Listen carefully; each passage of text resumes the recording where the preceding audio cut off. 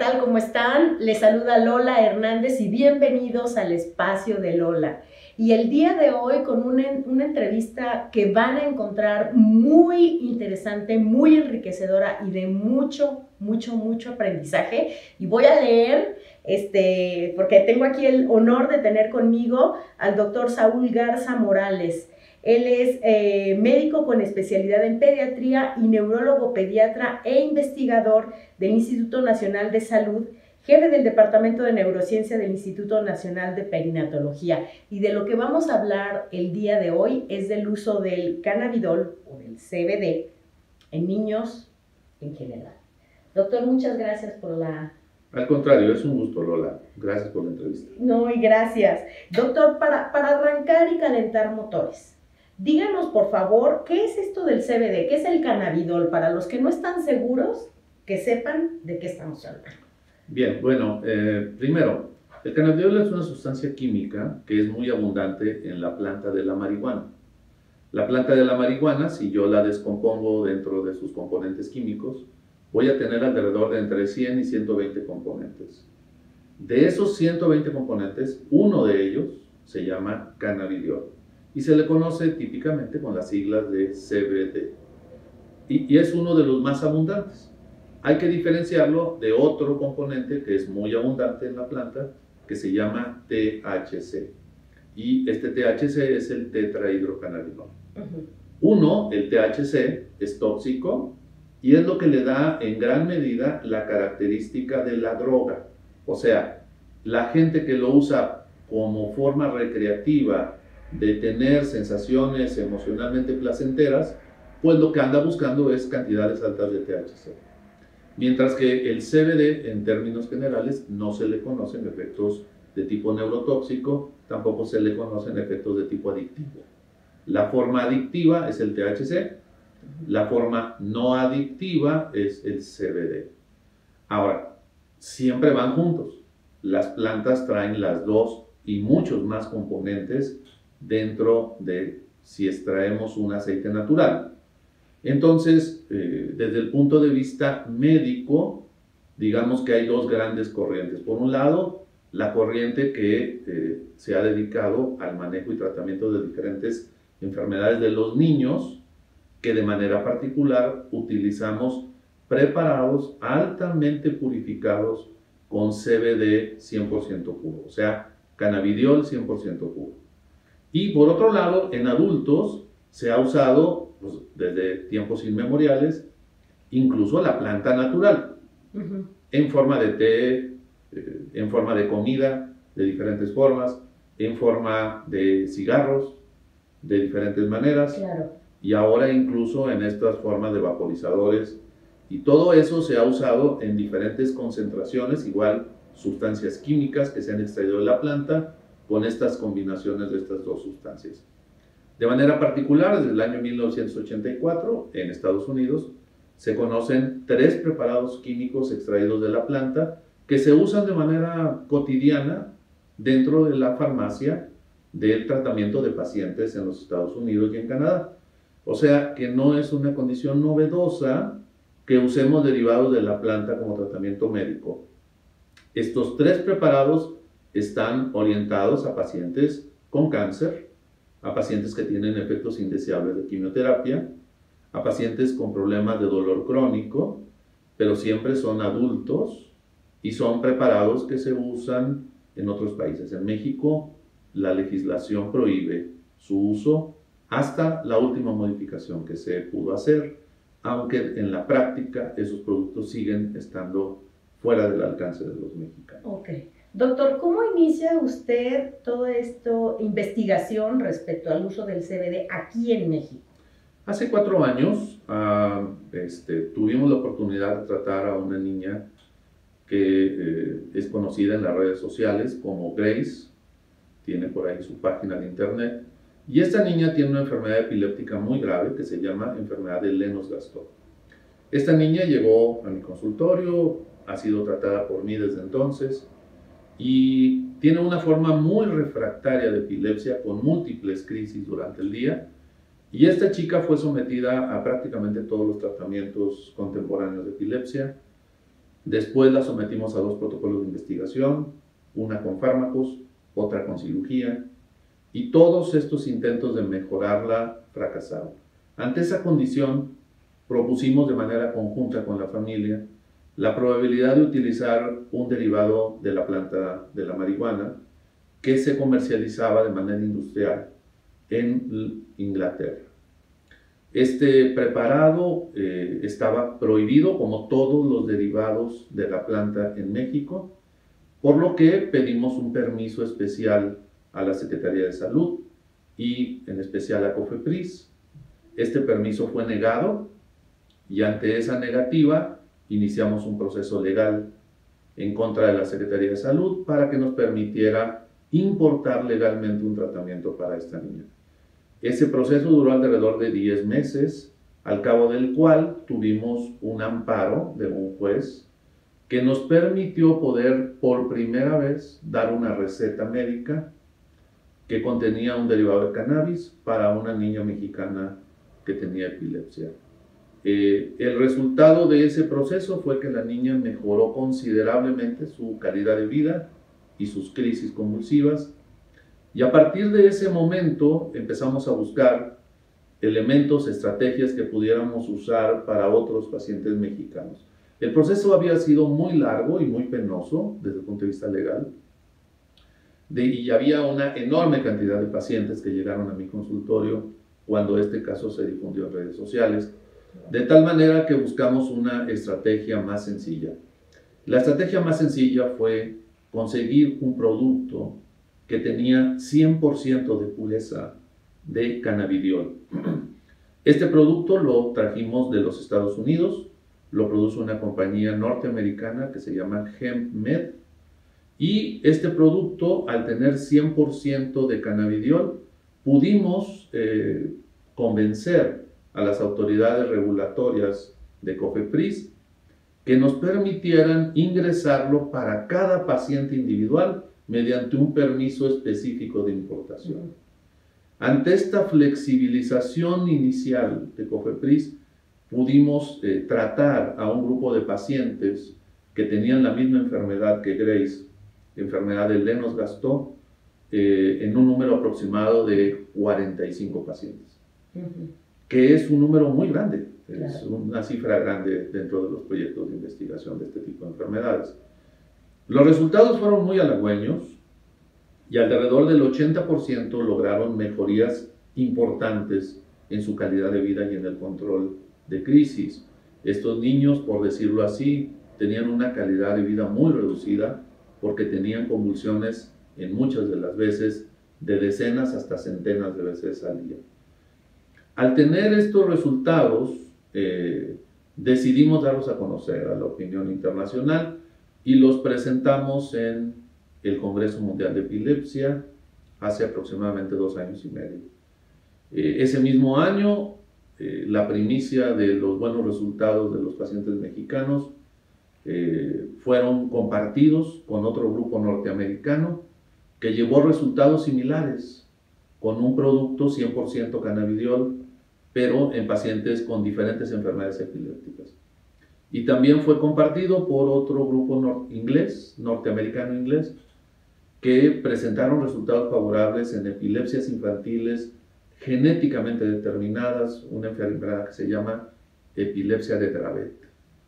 De tal manera que ese año, hace 2 años y medio, logramos presentarle a la opinión pública por primera vez resultados favorables con productos que tenían cannabidiol 100% puro. Tenían un bajo nivel de efectos indeseables con una alta mejoría en la calidad de vida de los pacientes.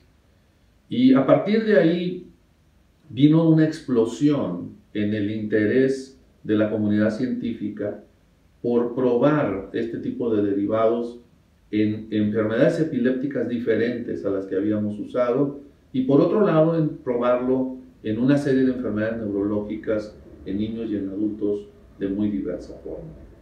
Esto llevó a que primero las autoridades mexicanas, de la mano de nosotros y de las familias que hacían presión sobre esto, esta presión se ejerció directamente en Cámara de Diputados y Senadores, y se logró modificar la ley. Y hoy los derivados con 100% de pureza de cannabidiol hoy son legales en México.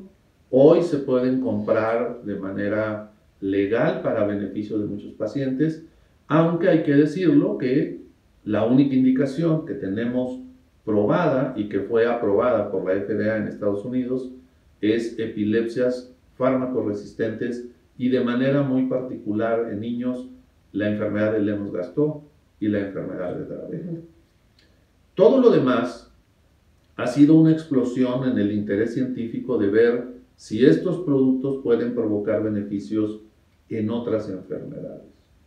El día de hoy hay centenares de protocolos en el mundo registrados de manera legal, científica, donde se está probando en otras formas de epilepsia, donde se está probando en enfermedades degenerativas como Alzheimer, como Parkinson, se está probando además en enfermedades de tipo psiquiátrico, trastornos de ansiedad, problemas asociados al sueño, se está probando también en enfermedades reumáticas, porque el cannabidiol tiene un componente antiinflamatorio importante, entonces se está probando en diferentes formas de artritis. Y por otro lado, también hay un campo grande de investigación en una serie de enfermedades infantiles. Se está tratando de probar en dolor crónico, en cáncer y en otra serie de problemas. Todas estas indicaciones, es muy importante decirlo, que están en desarrollo, que no tenemos la certeza hoy, desde el punto de vista científico, de poder hacer una recomendación positiva sobre los efectos indeseables potenciales. Exacto. Otra cosa importante es que tampoco conocemos qué le va a pasar a los pacientes que están tomando derivados de cannabis a lo largo del tiempo. Nos hace falta estudios de seguimiento de largo plazo. Nosotros, para bien o para mal, fuimos punta de lanza y entonces tenemos pacientes que ya llevan más de 2 años tomándolo con buenos resultados, y me refiero a pacientes con epilepsias refractarias. Claro. Pero en otras patologías no tenemos ni siquiera la idea de qué es lo que puede pasar en los siguientes años. Entonces, no podemos recomendar de manera amplia el uso de estos preparados para indicaciones diferentes a las que sabemos que son útiles. Claro. Y algo muy importante, doctor, que lo conversamos antes de comenzar la entrevista, es hoy que aquí en México, por ejemplo, y quizá en otros países, ha sido aprobado legalmente el uso del cannabidiol, ¿cómo podemos nosotros comprobar que esto realmente no tiene THC, que realmente no viene de la planta de marihuana? ¿Qué hay? Uno de los grandes problemas es que los derivados purificados de CBD requieren de una alta tecnificación para poderlos hacer. De hecho, no hay en México nadie que haga ese tipo de preparados en la actualidad, de tal manera que prácticamente todos los preparados que se usan en el terreno científico son de importación, lo cual aumenta su costo. Estamos hablando que un paciente que recibe cannabidiol 100% puro, de estos que hemos hablado, que se producen en Estados Unidos, pues gasta alrededor de 6,500 pesos mensuales de tratamiento, lo cual es inalcanzable para muchas familias. Y estamos hablando específicamente del terreno científico, porque hay otro terreno, el terreno que yo diría empírico, el terreno que a lo mejor en algunos casos puede haber ciertos buenos deseos de querer ayudar a la gente, pero por otro lado también te puedes topar con que ahí está el crimen organizado, con que ahí está muchos campos donde lo que quieren es hacer negocio, y me refiero de manera particular a los aceites artesanales. Los aceites artesanales, que son sencillamente plantas que se sembraron originalmente para el uso del narcotráfico. En México todas las plantas que tenemos fueron traídas para uso del narcotráfico, y esas plantas tienen altas concentraciones de THC. Y las personas, en un afán de ahorrar dinero o de buena voluntad y querer ayudar a sus familias, van y compran estas plantas y las hacen aceites. Hay incluso videos que te facilitan el cómo procesarlas para hacer aceites. Sí. Esos aceites tienen, por un lado, concentraciones muy tóxicas de THC, que son tóxicas para adultos y que son mucho más tóxicas para niños. Entonces, de ninguna manera deben de ser recomendables en ninguna forma, ¿sí? Porque aparte de la toxicidad que contienen inherentemente, nadie sabe lo que contienen. Porque además de todos esos tóxicos naturales de la planta, pues además contienen pesticidas, metales y en muchas ocasiones hasta muchos otros tóxicos que pueden traer involucrados dentro de la planta. Eso es muy diferente a usar un preparado químicamente puro, extraído de plantas genéticamente modificadas, que en la mayoría de las veces ni siquiera tienen contacto con el aire, o sea, tienen aires purificados, no tienen ningún tipo de tóxico, no tienen insecticidas, y de ahí es donde sacamos los aceites medicinales. Que crecen como en laboratorios. Exactamente. Eso es muy diferente a agarrar una planta que la sembraron los descendientes del Chapo Guzmán y que andan vendiéndola para que hagas aceites naturales para tus hijos. Eso es prohibitivo, eso es muy riesgoso y eso debemos de quedar claros de que no es utilizar un tratamiento de un derivado de cannabis. Okay.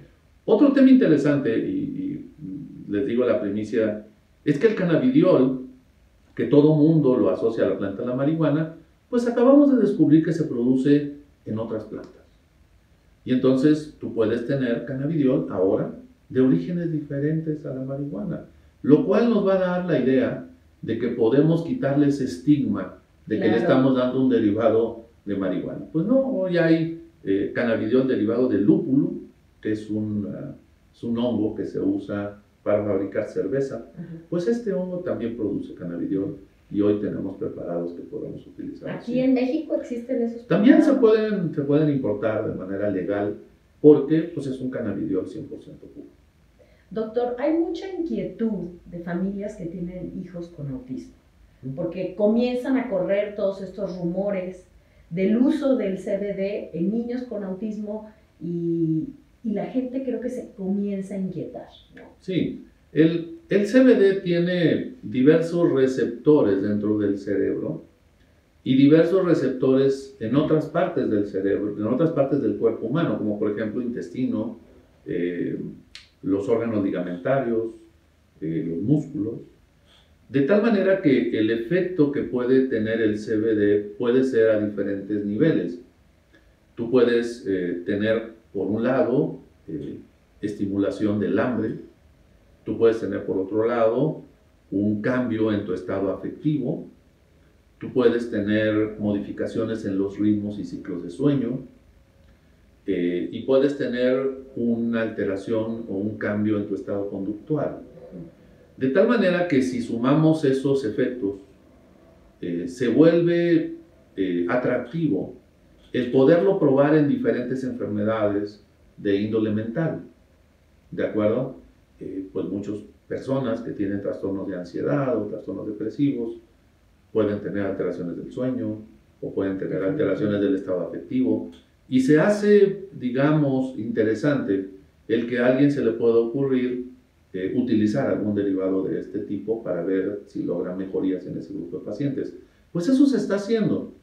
Y el trastorno del espectro autista no es la excepción. El trastorno del espectro autista tiene algunos problemas que son muy serios. Al menos el 30 al 50% de los pacientes que tienen trastorno del espectro autista, digamos, de baja funcionalidad, los que tienen problemas muy serios, pueden tener autoagresión. Y esta autoagresión en el paciente autista ha sido estudiada muy poco. O sea, hay muy pocas herramientas terapéuticas que pudieran ayudarnos a controlar esa conducta en donde el niño se lesiona, en donde el niño ante la menor frustración se agrede él o agrede a otras personas. Ese fenómeno, por supuesto que hay técnicas conductuales que son la primera línea de tratamiento, por supuesto que hay un fármaco que se ha utilizado con regulares resultados, y hay al menos 2 o 3 fármacos que están en investigación. Todos ellos medicamentos que son utilizados en otras enfermedades psiquiátricas como psicosis y otras cosas más, que no dejan de tener preocupación en los padres, pues porque tienen efectos indeseables de corto y largo plazo. Claro. Entonces, en un ambiente donde pueden tener un niño con autismo, con una alteración grave de la conducta, donde hay muy pocas herramientas para controlarlo, pues es un terreno fértil como para intentar modificar ese comportamiento con derivados de la planta, específicamente con cannabidiol 100% puro. Y esa situación, así como se las estoy contando, es lo que yo he estado enfrentando en mi consulta. Que llegan personas que me dicen, ya probamos los fármacos, ya probamos las terapias conductuales, tengo un niño con autismo diagnosticado claramente y mi niño tiene una calidad de vida muy baja por su temperamento, por su autoagresión. Y en esas condiciones, bueno, hay estudios que estamos empezando a hacer, donde estamos tratando de modificar esa historia, donde estamos tratando de ayudarles a tener mejor control de la conducta con derivados de cannabidiol, que sabemos que son seguros, que sabemos que son legales, que sabemos que son derivados purificados, donde tenemos un riesgo muy pequeño contra la probabilidad de mejorar la calidad de vida de un niño y de su familia, ¿sí? De manera importante. Eso hoy está en investigación. Esto no podemos recomendarlo de manera abierta, ni siquiera sabemos aún las dosis que podríamos utilizar de estos productos, pero sí ya hay algunos proyectos de investigación en diferentes partes del mundo y nosotros nos estamos sumando a estos procesos tratando de averiguar si el cannabidiol 100% puro podría tener un efecto y ayudarles a tener una esperanza de mejorar la conducta de estas familias. Entonces, estas familias que están buscando médicos que les puedan prescribir, por decir algo, de cannabidiol a los niños aquí en México, o bueno, también en otros países, pero hablemos de México, ¿ya es posible que exista algo así? Que vayan con un especialista como usted, un neurólogo. Otra vez, estamos hablando de una indicación que no es una indicación conocida médicamente hablando. Estamos hablando en el terreno de la investigación clínica. Claro. Y eso es muy importante entenderlo. No estamos hablando de una recomendación, no estamos hablando de decir que esto es ni mucho menos la primera o la segunda línea de tratamiento, pero que puede ser una estrategia que se debe de explorar y que vamos a tener resultados probablemente en los siguientes 2 años, donde tengamos los primeros resultados de estudios de población. Hoy yo tengo cercanía con un laboratorio norteamericano, productor de CBD 100% puro, y los estoy convenciendo de que nos den el financiamiento necesario para que tengamos la oportunidad de hacer un proyecto en este sentido. Y podamos tratar de probar, junto con otros investigadores, la posibilidad de beneficiar a este grupo de niños. De manera muy concreta, niños con autismo, que tienen alteraciones de comportamiento, que ya fueron tratados por la manera convencional y que a pesar de eso tienen muy mala calidad de vida. En esas condiciones, ¿sí? Esta como otras herramientas terapéuticas pues deben de ser exploradas para ver si podemos mejorar. Muy bien. Doctor, otra pregunta más. ¿Cuál es el riesgo de que algún papá, mamá se atreva a usar el aceite CBD aquí en México? Simplemente mirando un video, preparando las cosas y después administrándoselo al niño. ¿Cuáles son los riesgos de hacer eso? Yo diferenciaría dos partes muy importantes. El hacer un aceite en tu casa o el comprar un aceite artesanal hecho en alguna cocina de alguna persona aquí, algunas con buenas y otras con malas intenciones, es terriblemente peligroso.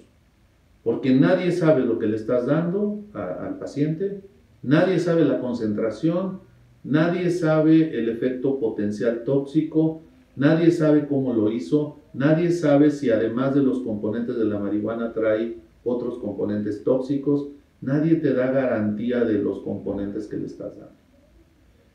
Eso para mí debe de ser prohibitivo y no debe de ser recomendado en ningún caso, ni en niños ni en adultos.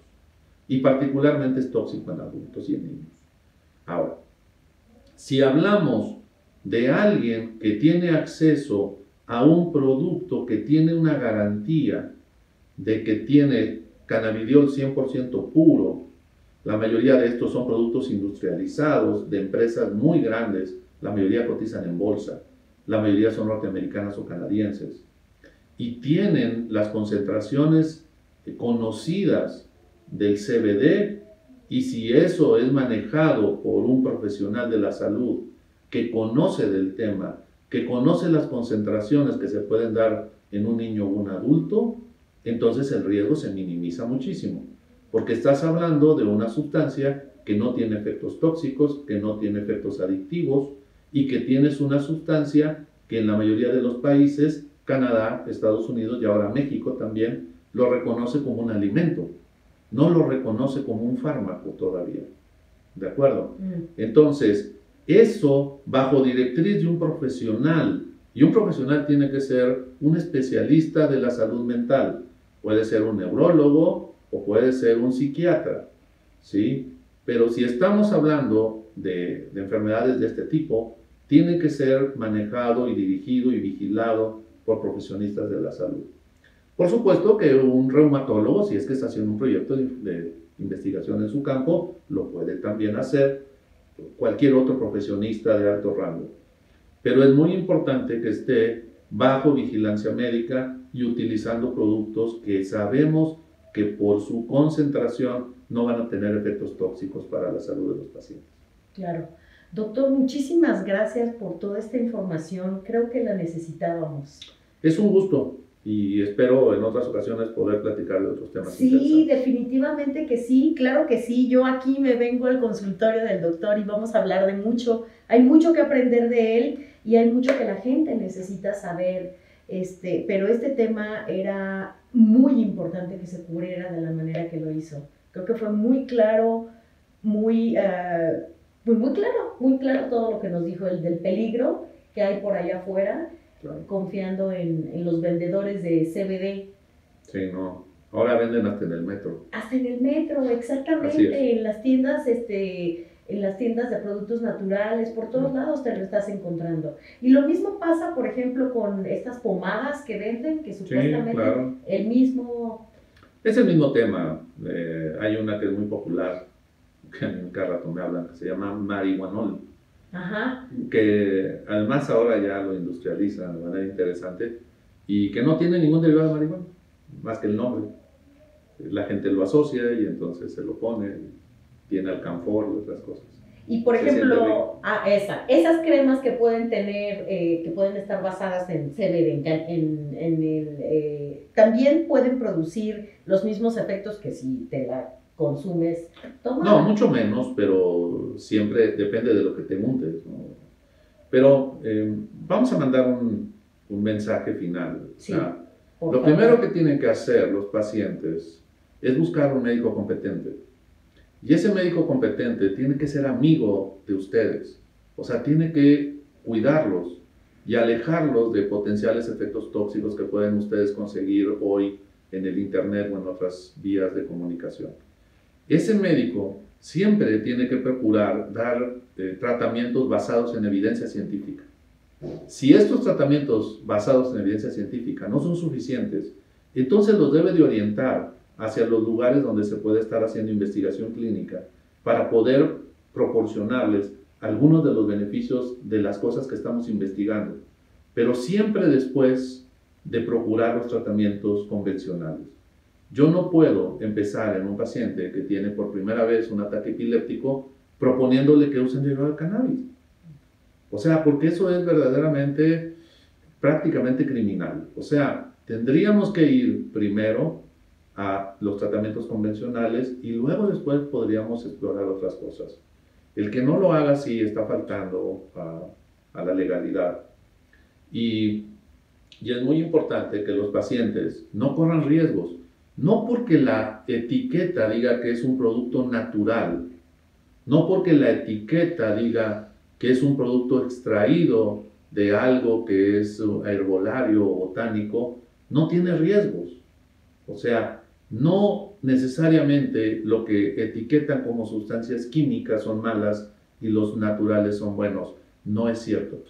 ¿Sí? Hay muchísimas cosas naturales que son tóxicas, ¿de acuerdo? Y hay muchísimas cosas que hemos utilizado y que hemos descubierto en la química que han perfeccionado las cosas que originalmente se utilizaban como herbolaria o naturales. Entonces, no se dejen engañar. Primero la ciencia, primero lo probado, claro. Primero lo que sabemos que puede dar buenos resultados y lo conocemos de mucho tiempo. Y después podemos intentarlo, si fuera necesario, el procurar utilizar productos que estén en investigación. Claro. Y muy probablemente la siguiente entrevista lo voy a invitar a que sea sobre el uso de fármacos, precisamente, ¿no? Bien, con todo Creo gusto. que ese es un tema que también muchos papás, muchas familias necesitan escuchar y aclarar. Gracias, Encantado. doctor Garza. Gracias. Un placer. Muchísimas gracias. Gracias a todos ustedes. Esta es Lola Hernández en el espacio de Lola y nos escuchamos en nuestra próxima entrevista. Hasta pronto. Bye.